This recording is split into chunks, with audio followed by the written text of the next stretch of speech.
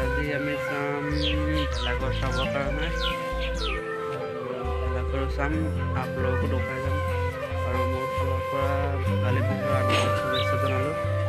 এতিয়া ব'লক আমি ভিডিঅ'টো আৰম্ভ কৰোঁ।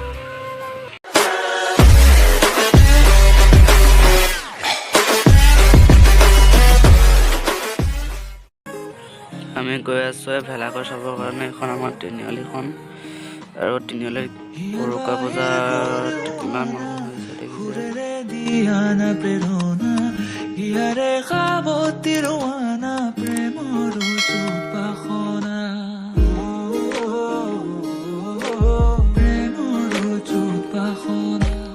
আৰু আমি আহি পাই গ'লোঁ সেই ভেলাঘৰত, মানে যোনখন গাঁও ভেলাঘৰ বনাইছে এই গাঁওখনৰ পাই গ'লোঁ। ইয়াৰ পৰা দেখিছে সৰুটো ভেলাঘৰ। সুৰেৰে দিয়ানা প্ৰেৰণা ইয়াৰে খাবতিৰৱানা প্ৰেমৰ জোপাখনা গীতেৰে সুৰেৰে হিয়াৰা বেগেৰে প্ৰণয়ৰ। ফাইনেলি আমি পাই গ'লোঁ ভেলাঘৰ। দেখিছে ভেলাঘৰটো কি সুন্দৰকৈ বনাইছে। ভেলাঘৰটো এটা ষ্টাইলত আছে ৰাম মন্দিৰ ষ্টাইলত, আৰু দেখিছে কিমান সুন্দৰ লাগিছে ভেলাঘৰটো।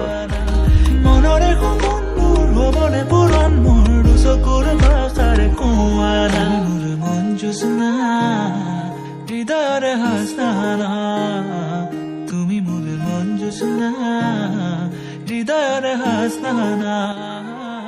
আৰু এইটোৱে হ'ল ৰাম মন্দিৰ।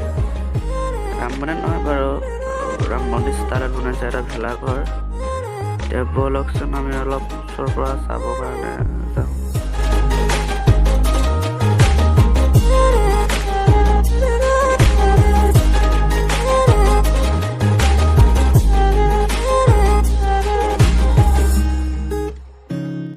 আৰু ব'লকচোন অলপ ভিতৰৰ পৰা চাওঁ ভেলাঘৰটো কেনেকুৱা পদ্ধতিত বনাইছে আৰু ইয়াত কি কি ব্যৱহাৰ কৰিছে। ইয়াত ব্যৱহাৰ কৰিছে বাঁহ, বেত আৰু ধানৰ নৰা। ৰাম মন্দিৰ এইখন হ'ল ভিতৰচোৱা আছে, আৰু এইফালে মেজি পাতি থৈছে। আৰু ইয়াত হ'ব ৰাতিলৈ কিছু প্ৰগ্ৰেম বা ধৰক আপোনাৰ কিছুমান প্ৰতিভা আছে, সেইবোৰ প্ৰতিভাবোৰ দেখুৱাবৰ কাৰণে আমি এতিয়া ৰাতিপুৱা ভাগত ভেলাঘৰ চাবৰ কাৰণে আহিছোঁ। আৰু দেখিছে ভেলাঘৰটো ৰাতিপুৱাত কি সুন্দৰ লাগিছে। আৰু সেইফালে হৈ আছে কিছুমান প্ৰগ্ৰেম হৈ আছে, আৰু আপোনালোকক দেখুৱাম বাৰু কি কি প্ৰগ্ৰেম হৈছে। চকুৰ ভাষাৰে কোৱানা গীতেৰে সুৰেৰে হিয়াৰা বেগেৰে প্ৰণয়ৰ ছবি আঁকানা মনৰে সপোনবোৰ হ'বনে পুৰণ। আমি আহিছোঁ লগৰ কেইটাৰ লগতে, কিছুমানে নাচ গান কৰি আছে আৰু কিছুমানে ফটোশ্বুট কৰি আছে। ইফালে প্ৰগ্ৰেম হৈ আছে, আপোনালোকক